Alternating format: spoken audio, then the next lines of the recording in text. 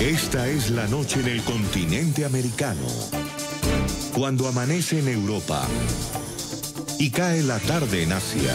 Así cae la noche en el continente americano y transcurre la mañana y la tarde en el resto del mundo. La noche, bajo la dirección de Claudia Gurizán. Donald Trump y el tráfico de drogas desde Colombia. Les diré algo, Colombia sí, su nuevo presidente de Colombia, un gran tipo, lo conocí, lo tuvimos en la Casa Blanca, nos dijo cómo iba a detener las drogas. Más drogas salen de Colombia ahora mismo que antes de que él fuera presidente. Los grandes retos para el Estado colombiano en su lucha contra el narcotráfico.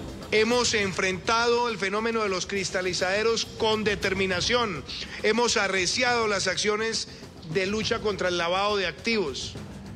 Y queremos ser cada vez más efectivos en la interdicción. ¿Cuáles son los alcances de las conexiones del crimen organizado y el terrorismo?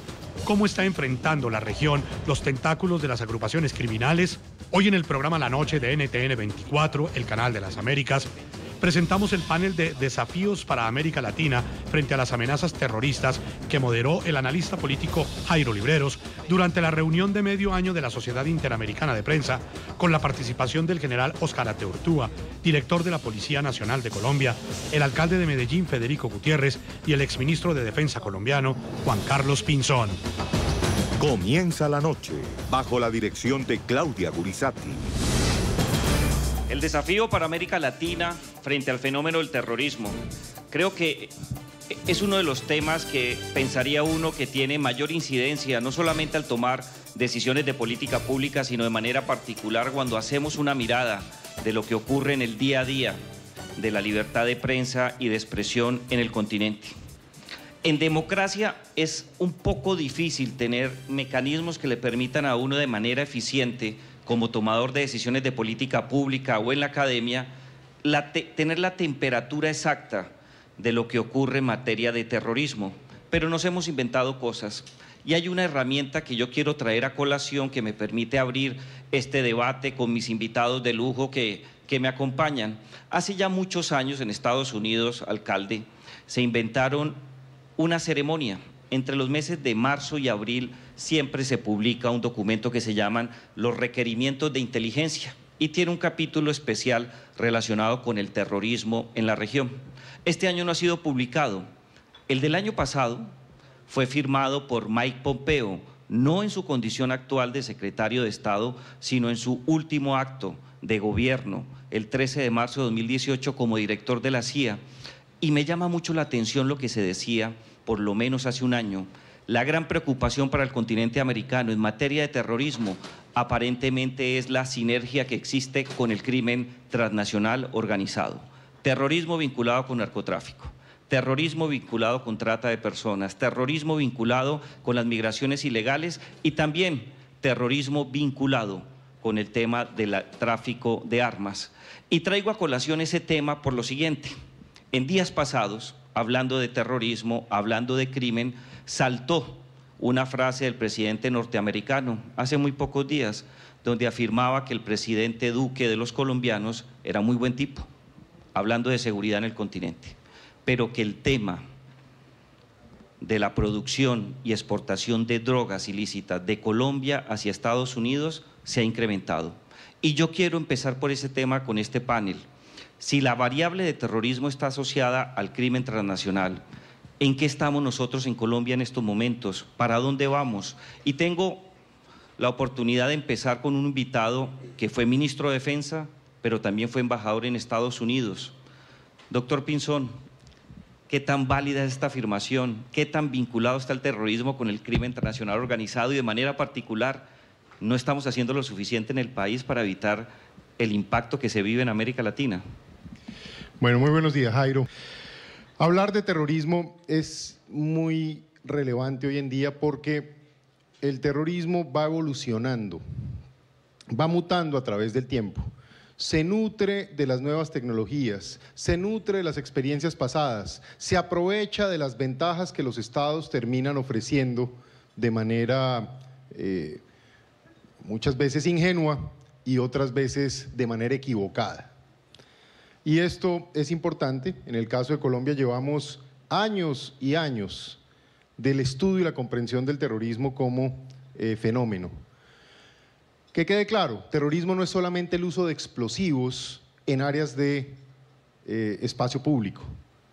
La gente cree que un acto terrorista es solamente el día que alguien pone un explosivo y ese explosivo termina generando unas víctimas. No, esa es una forma táctica, una acción directa del terrorismo. Pero el terrorismo es una serie de acciones que utilizan múltiples facetas para crear miedo, zozobra o condicionar a la sociedad hacia objetivos de carácter político. Esta definición no me la acabo de inventar, a propósito, la leí en la Real Academia de la Lengua Española. Esto es importante no perderlo de vista. Voy a comenzar primero a responder su pregunta y luego vuelvo a esta línea de análisis. Vimos todos la expresión del presidente de los Estados Unidos. A propósito, Colombia ha tenido una relación extraordinaria con los Estados Unidos. Tenemos una alianza de carácter estratégico y esa alianza ha contribuido a que Colombia haya pasado de ser una nación de rodillas hace 20 años a ser hoy una nación que para muchos de ustedes que vienen del exterior se sorprenden de ver esta Colombia dinámica, con oportunidades, con futuro, con la posibilidad de hablar de otras cosas. Dicho eso, a mí no me gustó la expresión del presidente de los Estados Unidos en relación al gobierno actual. Yo no formo parte del gobierno. De hecho, incluso tengo mis distancias, pero no puedo compartir esa afirmación. Comparto el hecho, y lo he dicho en otras ocasiones y en otros espacios, que aquí en Colombia se tomaron pésimas decisiones en materia de narcotráfico. El narcotráfico ha sido el combustible de la violencia, de la corrupción y de los males que han aquejado a Colombia y aquejan a Centroamérica y empiezan a aquejar a otros países del continente, porque financia todas estas actividades criminales. Pues bien, haber tomado decisiones a partir del año 2013 y en el año 2015 de desmontar las capacidades que teníamos de lucha contra el narcotráfico, se advirtió iba a inundar a Colombia de coca y eso ha tenido varios efectos. Uno, incluso más consumo en Colombia. Dos, más exportación a otros países. Tres, la financiación de grupos criminales y en particular de lo que fueron las FARC en su final, que posiblemente llenaron sus bolsillos para fines de distinto orden. Hoy el mismo ELN. Y hoy un poco cierta anarquía en este frente, donde hay distintos tipos de bandas criminales financiándose con esto. Pero así como ese contexto quedó creado, yo no creo que sea justo que hoy se le quiera atribuir a la actual administración la responsabilidad. Todo lo contrario, esta administración tiene seguro la voluntad, quizá tiene que hacerlo con más fuerza, con más determinación de enfrentar este narcotráfico, estas miles de hectáreas de coca, casi 1000 toneladas métricas de cocaína que se producen y que generan todo este efecto. Pero no perder de vista, para luego mantener este diálogo, que al final vinimos a hablar de terrorismo y la pregunta es, ¿cuál es la conexión entre el crimen organizado y el terrorismo? Este es un tema bien importante. Segundo, cómo el terrorismo mutó en Colombia y hoy en día lo vemos actuar con distintas formas que crean desestabilización y que pretenden al final objetivos de carácter político. Y yo creo que esto no se puede perder de vista. Hay que poner a un lado las cosas positivas de quienes abandonaron las armas, quienes legítimamente lo han hecho y lo hicieron, pero no caer en la ingenuidad de olvidar todo lo que quedó allí y cómo utilizan hoy redes sociales, utilizan hoy la protesta social legítima, totalmente infiltrada y con fines de desestabilización. Y Doctor cómo Pinzón, se alcanzan otros objetivos. volvemos con ese tema. Quiero Claro que darle sí. la palabra al alcalde de Medellín. ¿Cómo ve, alcalde, esa variable entre terrorismo y crimen transnacional organizado? ¿En qué estamos en Medellín? Pero empecemos a mirar también el impacto que ha sufrido la ciudad por cuenta de la presencia de actores regionales y de otros lugares fuera del continente en materia de terrorismo. Hilando un poco lo que decía Juan, uno mira un país que en el 2013 llegó a tener el menor número de cultivos de los últimos años, eran 48.000 hectáreas, y cómo hoy se superan las 200.000 hectáreas.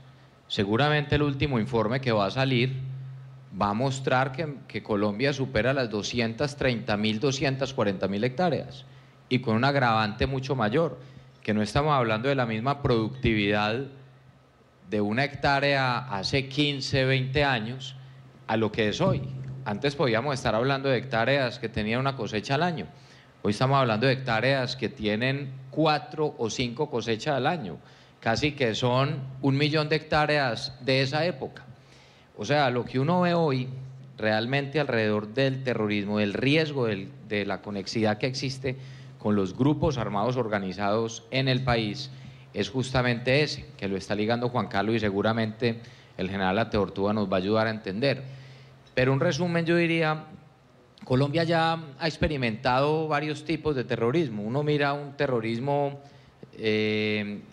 como se trató en su momento de parte de las organizaciones del narcotráfico para presionar y casi que arrodillar a un Estado para evitar la extradición. Eso fue un terrorismo que vivimos en todas las ciudades del país.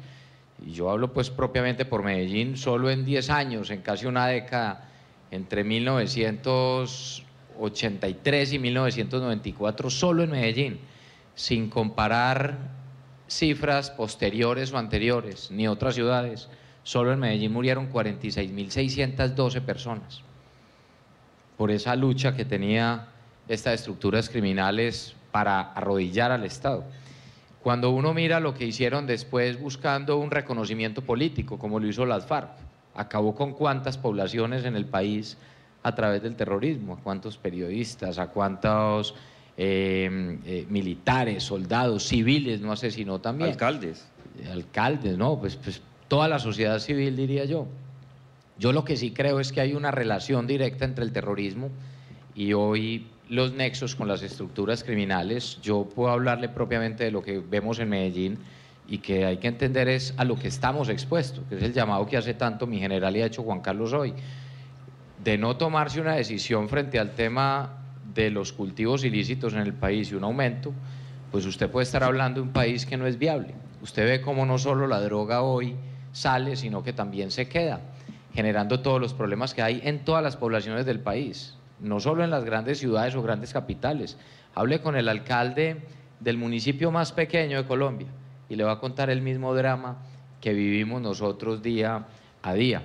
Hoy vemos un terrorismo en algunas zonas, no con la misma intensidad de pronto que se vivió años anteriores, pero usted sí ve hoy organizaciones criminales dedicadas al narcotráfico que tienen estructuras ligadas ya a nivel regional en el país, pero también internacional, que para mantener, por ejemplo, control de zonas urbanas, queman buses, tiran granadas, y es lo que tanto se ha dicho acá, no tanto es solo la intensidad de lo que se creía el terrorismo, es solo el carro bomba.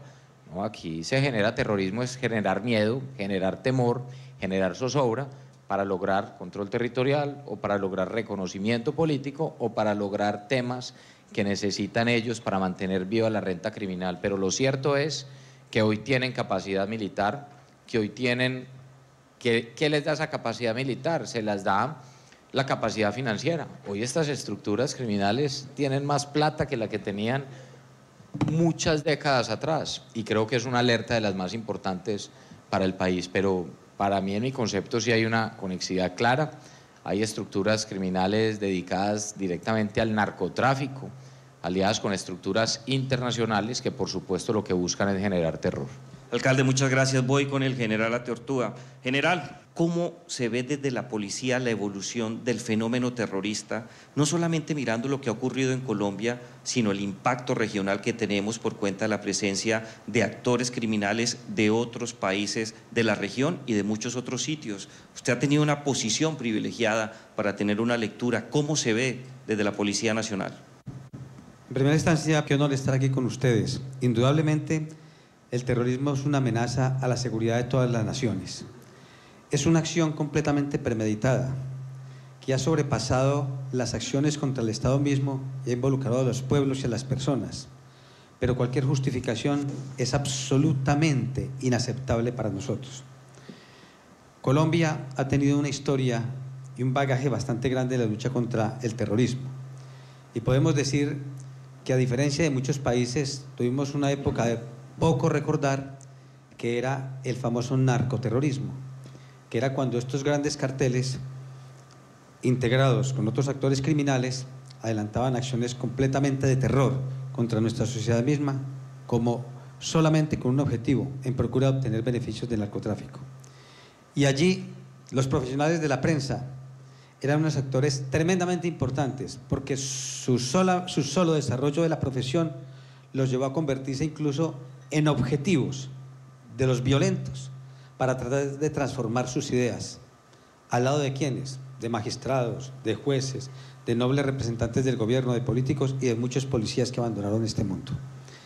Hecho esta advertencia, quisiera yo decirle, Jairo, que si el terrorismo es una amenaza completamente a la seguridad de las naciones, ¿por qué estamos tan distante en el mundo entero de tener un solo concepto en contra del terrorismo? Por supuesto, todos tienen particularmente unos matices, donde definen que es causar terror, que va en contra de los estados, que va en contra de las democracias, en contra de una organización típicamente definida, que va en contra de la integridad humana, pero particularmente se les olvida, y sí hemos tenido un cambio, una evolución en el mismo concepto del terrorismo, que ha sobrellevado desde las Naciones Unidas, desde Europa mismo, pasando por Perú, donde ya le integran la utilización de artefactos explosivos, yendo a Paraguay, donde mencionan incluso cuáles son los que accionan, activan o permiten y cómo vulneran las relaciones diplomáticas internacionales, llegando hasta Colombia, donde en Colombia le colocan un ingrediente que es atípico, y es que terrorismo incluye aquellos elementos utilizados para el transporte de fluidos y en contra de los medios de comunicación, que seguramente no se ven en otra parte del mundo.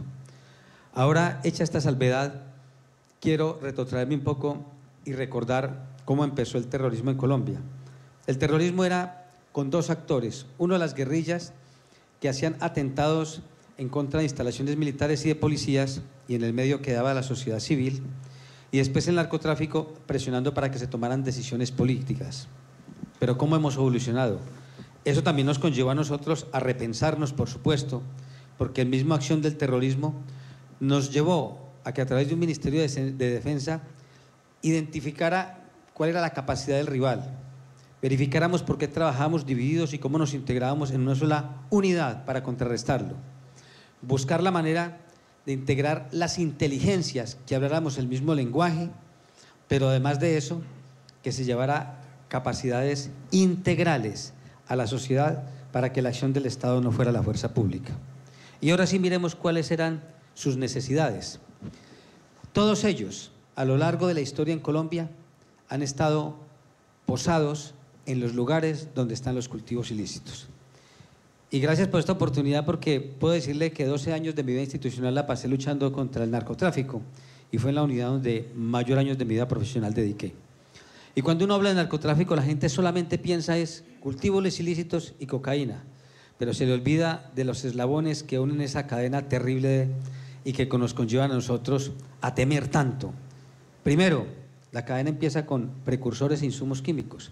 La gente se le olvida este episodio porque sin precursores e insumos químicos no habría tráfico de estupefacientes. Ahora sí pasamos a la zona de cultivos, una zona de cultivos que anteriormente tenía solamente defensa de los grupos ilegales con armamento largo, pero hoy en día tiene dos integrantes primordiales. Uno, los explosivos, completamente minados los campos, y cada día que amanece, y para ello les hago un parangón, hoy, en horas de la mañana, tuvimos la primera mina activada contra un grupo de erradicación. Un hombre está a punto de perder una pierna. Pero esto es casi todas las semanas y buena parte de los días, y la pregunta es, ¿acaso esto no es terrorismo? Y segundo, detrás de ese componente viene una protesta social para reclamar lo ilegal, para reclamar que permitamos lo que es contrario sensu a lo que es el deber ser de un Estado. Son ingredientes que pueden llegar a alimentarlo de alguna manera. Por supuesto, hay actores criminales, muchas veces asusándolos para que lleguen a estos territorios. Sigamos nosotros, y lo que ocurre con la producción en los laboratorios de base, el rioxidadero que llaman, el diclorhidrato de cocaína, porque allí entran otros actores. Y viene también otro componente del terror, el terror que le causan al medio ambiente, destruyéndolo de una forma irreversible, vertiendo de los afluentes hídricos todo lo que son los insumos y los precursores químicos y el resultado de haber procesado 1 kilo de clorhidrato de cocaína. Luego vienen las rutas a través del territorio nacional y dentro del mismo terror es quien se atreve a enfrentarlos y avasallarlos, son amenazados, son eliminadas familias y son enfrentados de alguna manera hasta con armas de fuego. Pero hoy día aparentemente hay otras amenazas terroristas que no son de la región. Hay mucha preocupación, dicen algunos, general, por la presencia de Hezbollah en la región, que se mueve con tranquilidad. Hay otros que se preocupan de la mano con Hezbollah, que los iraníes están por acá, que los sirios están por acá, que hay están acantonados aparentemente en Venezuela, que hay presencia militar, que hay presencia armada de apoyo por parte de los chinos y los rusos en la región. Tema que no conocíamos o por lo menos no teníamos una idea muy clara desde la crisis de los 60, los misiles, de presencia de armamento extrarregional. ¿Cómo se ve el nuevo panorama del terrorismo en América Latina? ¿Es propio de las actividades políticas que ocurren en la región o vamos a estar pensando en temas por fuera de la región y nos van a convertir en América Latina en un sitio propicio para este drama? Hoy en día hay muchos campos, mucho más abiertos. Hay unos que son terrorismo nacionalista, otros terrorismo separatista, otros terrorismo religiosos, hay terrorismo vinculado al narcotráfico, hay terrorismo psicológico y hemos llegado al terrorismo cibernético. Estos son diferentes campos que abre un panorama para que el terrorismo pueda suceder en cualquier parte del mundo. Tanto en lo que han llamado las sociedades de alta intensidad, los sociólogos, como las sociedades de baja intensidad. En las de baja intensidad hay muchas cosas que ya han pasado y han pasado las guerras y siguen sucediendo actos terroristas. En las sociedades como América Latina, donde todo está avasallando y todo se está incrementando y todo está pasando, también hay acciones terroristas. Razón por la cual parto por decirles que ninguno de nosotros está libre del terrorismo. Pero hay dos clases de terrorismo interesantes, el terrorismo activo y el terrorismo pasivo, tanto para los actores como para las sociedades mismas. ¿Y qué es un terrorismo pasivo? Si en nuestras sociedades nosotros somos respetuosos de la condición religiosa y tenemos particularmente algunas iglesias, mezquitas, llámela como quiera, donde se integran algunas personas a profesar su religión, puede ser un terrorismo pasivo porque alguien puede querer afectarlas, como se ha visto en algunos países de América Latina. Pero asimismo, los terroristas consideran el terrorismo pasivo aquellos sitios donde pueden buscarlos para enquistarse, para buscar capacidades económicas, para obtener un lugar de tránsito y simplemente para observar qué hay alrededor de su propia comunidad. Pero hay terrorismo activo, donde van y realmente ejecutan acciones de terror en contra de esas comunidades, o del Estado mismo, o comunidades ajenas donde les hemos abierto las puertas para que se entremezclen con nosotros. Y las sociedades mismas, hay también terrorismo activo, cuando les permiten, con conocimiento previo, que ellos vienen a adelantar acciones y a incrementar sus arcas para patrocinar el terrorismo, y que simplemente les permitimos y les damos el ambiente propicio para que ellos incrementen estos procesos y procedimientos irregulares. General, muchas gracias. Doctor Pinzón, ¿estamos preparados para otra clase de terrorismo en América Latina? Sí es cierto que hay unas facetas que se mueven y que deberíamos preocuparnos sobre ese particular. Pues mire, dos temas me gustaría tocar en ese frente. Uno, los tipos de terrorismo que uno puede ver o organizaciones que lo promueven en América Latina están en dos dimensiones, usted lo explicó, un poco el terrorismo islámico y lo que se refleja en el continente, en particular desde Venezuela por la presencia de Irán o en algunos puntos específicos del continente como la zona de La Guajira, siempre hablamos en la zona de Maicao, había alguna información en su momento, en la zona de Panamá o en Paraguay, digamos por decirlo de alguna manera, por paquetes de presencia de gente con extremismo islámico. Hasta hoy no se han presentado hechos, pero digamos ese es un tema que siempre se ha mirado. La segunda dimensión es la que yo quisiera dejar hoy enfrente a los amigos de la prensa internacional y de la prensa interamericana hoy, es el crimen organizado, como de una u otra manera el alcalde de Medellín, el director de la Policía de Colombia, nos muestran esa conexidad entre crimen organizado y hechos de terrorismo.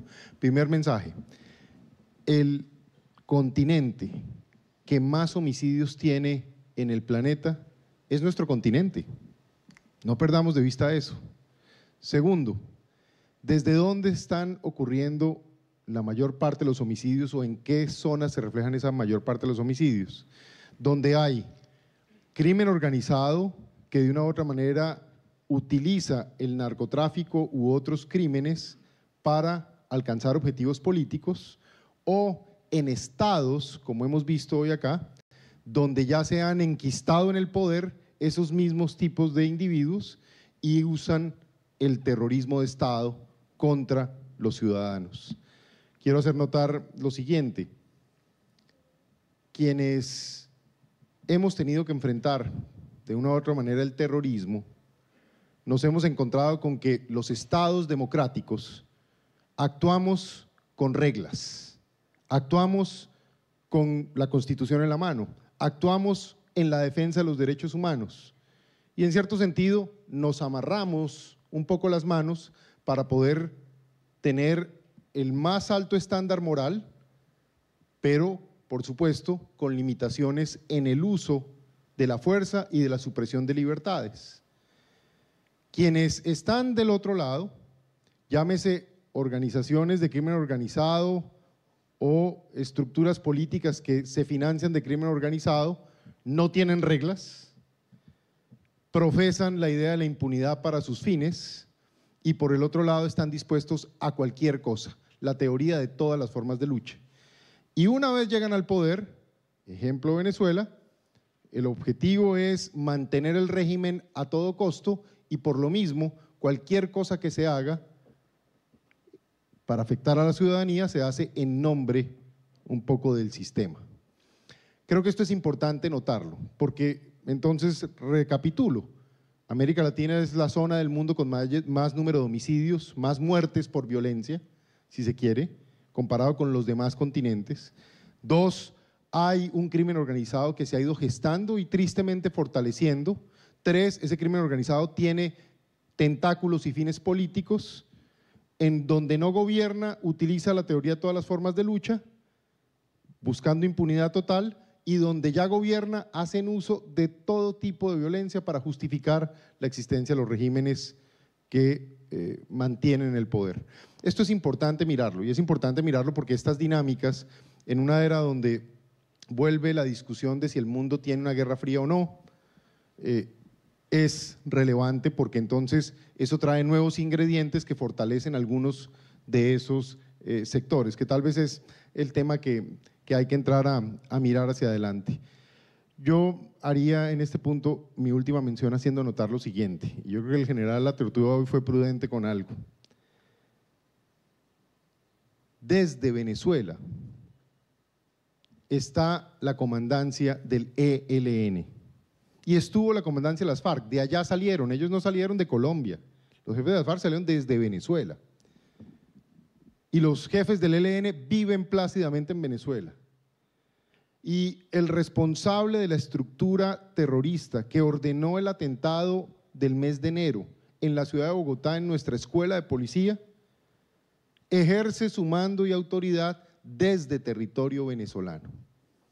Yo me pregunto si en otro lugar del mundo hubiese ocurrido que hay un grupo terrorista que está bajo la protección y la conciencia del régimen, en este caso de Maduro, y si hubiera sabido que ordenó o que permitió un atentado terrorista en otro país, ¿cómo habría reaccionado ese otro país? Si fuera una potencia, si fuera un país con cierta capacidad, seguramente en defensa de sus ciudadanos por lo menos habría creado una posición y una tensión. Yo traigo esto a la discusión porque parte de las tensiones que estamos viviendo hoy en el continente y a veces que algunos dicen, ¿no será que el gobierno de Colombia está sobrereaccionando?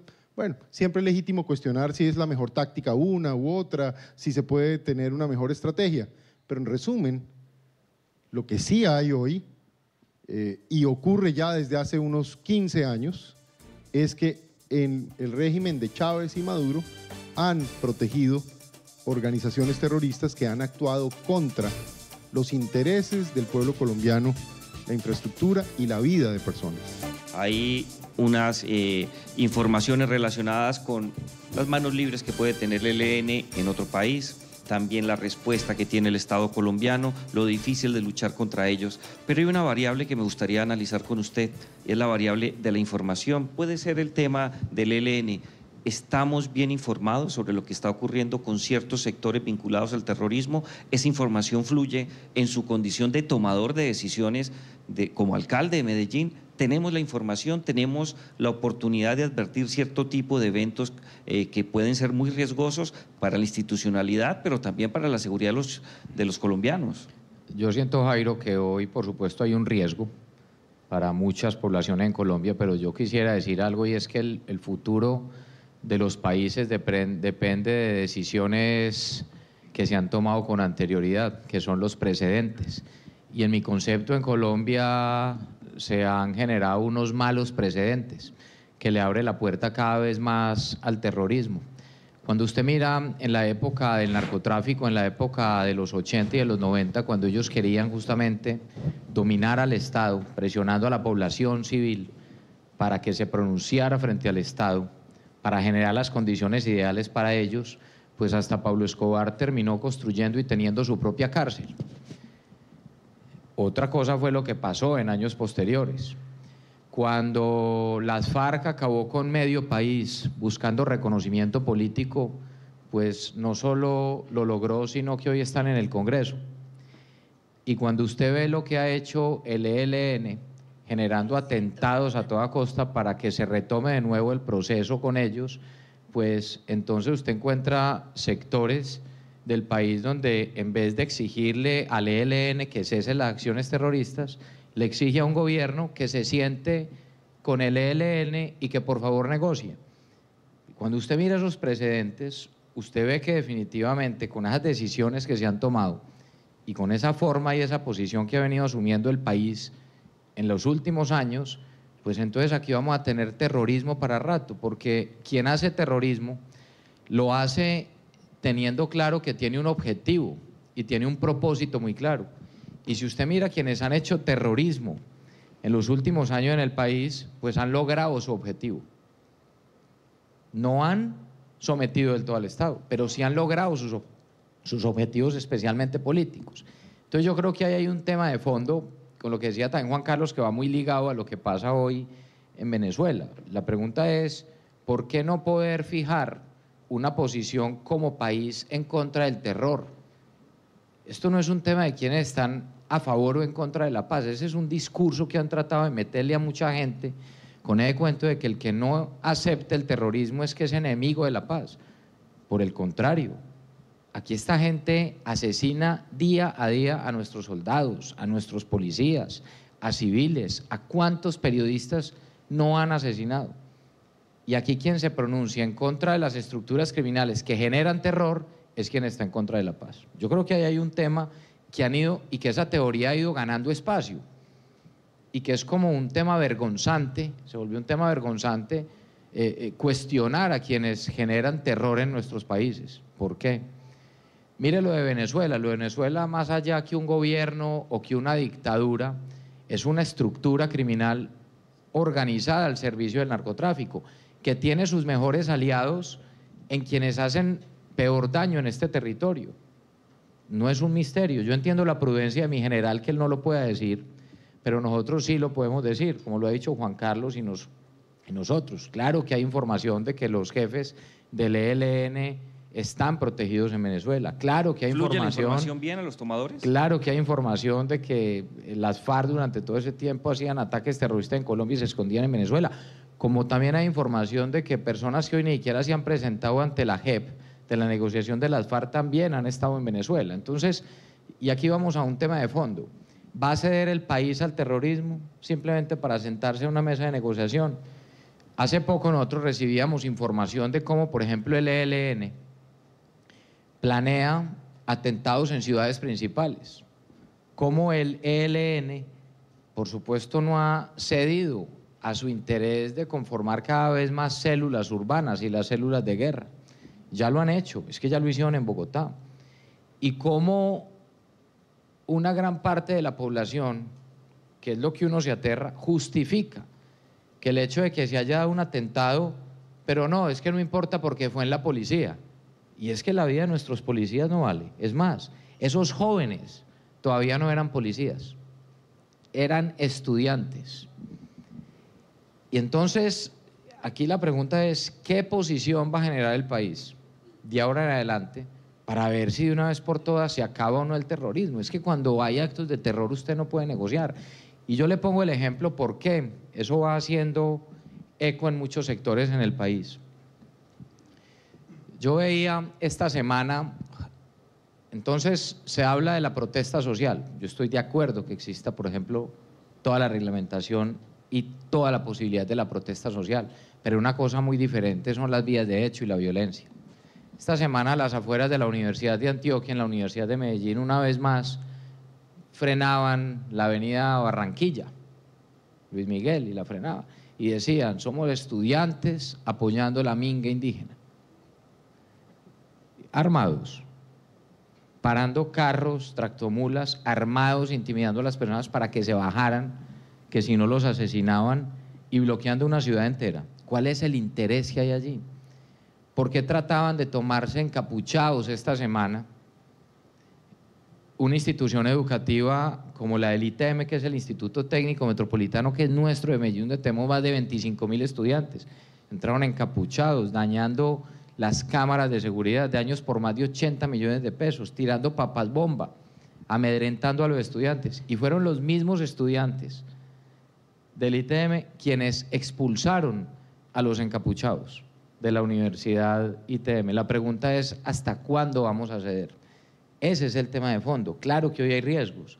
La pregunta es, ¿qué ejemplo seguimos dando o qué mensaje seguimos dando que si simplemente si alguien quiere lograr algo, genere terror? El mensaje que va quedando en el país es que si alguien quiere lograr algo, genere terror. Haga terrorismo, no importa si es narcotraficante, no importa si tiene una ideología en términos subversivos o si es que quiere lograr un tema para controlar territorios. Y durante mucho tiempo lo han logrado. Y yo por eso creo que usted solo tiene 3 formas de asumir ese tipo de situaciones cuando usted es tomador de decisiones, que es tu pregunta. ¿Qué es lo que ha ocurrido en muchas oportunidades? O usted, para bajar tasas de delito, se sientan y logran pactos y negocian, que esa es gravísima. Sí. Otra que es la indiferencia total, que también es gravísima, o una tercera salida que también genera, por supuesto, efectos, pero que debe ser la adecuada para un país, y es combatir esas estructuras criminales y darle ejemplo sobre todo a esas nuevas generaciones que vienen. Alcalde, lo interrumpo un segundo. Doctor Pinzón, ¿hay réditos políticos?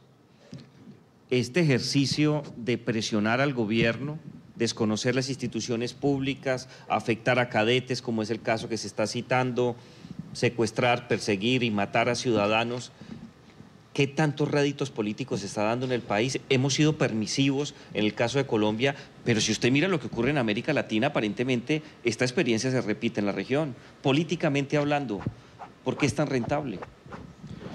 Mire que hace unos días me he venido enterando que, según varias personas, yo era un poco el obstáculo, supuestamente, para firmar un acuerdo con el grupo FARC. Y para mí ha sido un poco, no sorpresivo, pero sí me ha llamado la atención la claridad con que lo dicen.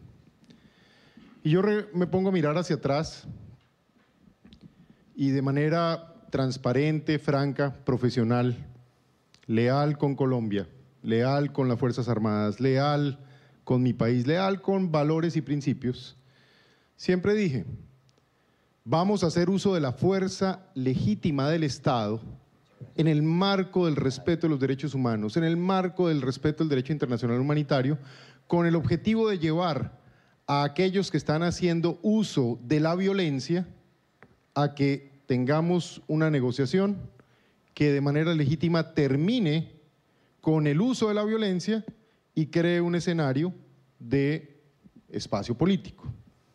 Y hasta ahí yo creo que no hay forma de que alguien racional esté en desacuerdo. Pero ¿dónde están las fronteras? ¿Dónde están las líneas? cuando se empiezan a crear lo que los economistas llamamos incentivos perversos. Y en ese punto yo sí nunca estuve de acuerdo. Incentivos perversos. Uno, por ejemplo, facilitarle a una organización criminal que se financie con actividades criminales como el narcotráfico. Desmontar la capacidad del Estado para luchar contra el narcotráfico y facilitar que ese narcotráfico pueda ser la caja de la actividad criminal y su conexidad política. Pues yo no podía estar de acuerdo con eso. Y me parecía que ese incentivo no solo iba a ser malo para la sensación de la sociedad colombiana, de justicia, de equilibrio, de equidad, sino que iba a revitalizar con nuevas formas las actividades criminales en el país. Con preocupación encuentro que cuando dije que el país iba a inundar de coca, resultó que Colombia se inundó de coca. Y lo más grave, vaya y venga la coca. ¿Cuál es el efecto? A partir del año de junio del 2017, Colombia volvió a tener un incremento en la tasa de homicidios. En el 2018 ya la tuvimos y este 19 no está fácil. Y estamos viendo cómo hay una financiación de múltiples organizaciones asociadas a este tipo de cosas. Segundo incentivo perverso. Una cosa es que gracias a la presión de nuestras fuerzas militares y de policía, y quienes me conocen un poco se aburren porque sueno repetitivo, pero las quiero profundamente, les tengo enorme gratitud y las defenderé siempre por carácter, por principio y por obligación moral e histórica. Y por supuesto que con un enorme sacrificio, con muchas vidas que entregamos, llevamos a esos grupos, en este caso, a las negociaciones de La Habana. Pero lo que nos ganamos en el terreno, derrotando la capacidad militar de esas organizaciones, pues cuando se llegó a negociar, prácticamente terminamos en tablas, si es que no con una sensación de que perdimos a la hora de negociar. Yo me quejo de los negociadores si fue que en ese momento no aprovecharon la ventaja que habíamos tenido y entonces no negociaron muy bien, eso es legítimo, o simplemente que algunos de los que estaban en la negociación de pronto tenían relación política, si es que no algún tipo de connivencia con quienes estaban negociando. Yo no me refiero a todo el equipo, pero sí me refiero a algunas individualidades que hoy me sorprende ver incluso la posición de defensa que tienen de los actos de violencia. ¿Qué se generó allí? Un problema crítico en la sociedad civil y en las sociedades democráticas. En otras sociedades puede que no importe, pero la palabra justicia en la democracia es la esencia de la democracia, es lo que hace que todos nos reunamos y sepamos que hay unas reglas de juego y que si las cumplimos, todos tenemos unos derechos y unos deberes alrededor de esa justicia. Pero aquí lo que pasó es que se terminó prácticamente premiando. Para mí es muy doloroso ver hoy que hay un senador, por ejemplo, que ordenó una bomba idéntica a la de la Escuela de Policía. Ordenaron la bomba de la Escuela Superior de Guerra, tiempo en que yo era viceministro. Por fortuna no hubo muchos muertos ese día, pero habría podido haber otros tantos. ¿Quién la ordenó? Hoy es senador de la República. Yo les pregunto, ¿qué habrá pensado el señor que puso un artefacto explosivo, llámese el doloroso hecho de la Escuela de Policía, u otros, contra el oleoducto, contra personas, contra niños, contra policías?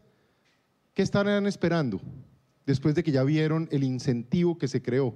Pues están esperando una negociación donde la consecuencia sea que reciben una gratificación por haber colocado estos artefactos o haber cometido estos hechos. Cierro con esto. La sociedad no puede tener esos dilemas. La sociedad debe, por supuesto, buscar mecanismos políticos, el diálogo, la apertura democrática, el espacio para que todo el mundo tenga una oportunidad de jugar. Pero lo que no se puede hacer es crear incentivos perversos que generen motivación al crimen y que hagan pensar que el crimen sí paga. hay un tema que no quiero pasar por alto y está relacionado con unos acontecimientos que se dieron en Nueva Zelanda hace 2 semanas, quizás largas. Caballero entra a 2 mezquitas, una mezquita, mata a 50 personas, más de 40 heridos, pero transmite los eventos en directo, en vivo y en directo.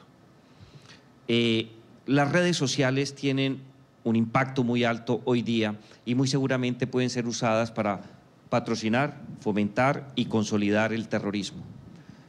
¿Estamos preparados en Colombia para afrontar esta nueva dinámica? Para muchas personas lo que ocurrió en Nueva Zelanda se puede repetir en América Latina y particularmente en Colombia. Alcalde Federico, para terminar. No, pues yo creo que el ejemplo está claro y es que no estamos preparados, pues ni a nivel mundial ni mucho menos en Colombia. Y lo que busca justamente quien genera terrorismo es amplificar. ¿Amplificar para qué? Para que la gente, cualquier persona, se dé cuenta que puede ser víctima de ese terrorismo. Eso es lo que busca el terror, que mientras más gente lo vea, sienta que puede ser también víctima. Es un reto que tenemos, es un reto que tiene el país, que tiene el mundo entero, y que mire el ejemplo como quienes administran las redes sociales en esta matanza que se generó, solo se dieron cuenta casi a los 15 minutos que eso se estaba transmitiendo, pero fue por el mismo aviso de las mismas autoridades, no por la capacidad de control que se tenga. Doctor Pinzón, ¿qué tenemos que hacer? ¿Se puede afectar la libertad de expresión frente a casos como el que estamos analizando? Este es el foro para hablar de eso, porque aquí están las personas que de una u otra manera son un componente vital de las democracias. Democracia sin libertad de expresión no es democracia. Vida en sociedad civil sin libertad de expresión simplemente no es sociedad civil. Estamos en una era de cambio, estamos en una era de evolución. La tecnología no hay que temerle. A propósito, hay que ponerla del lado del bien, hay que ponerla del lado de la democracia, hay que hacer uso de las nuevas tecnologías porque ahí hay unas grandes oportunidades sociales, de transparencia, de hacer muchas cosas que le convienen a la sociedad.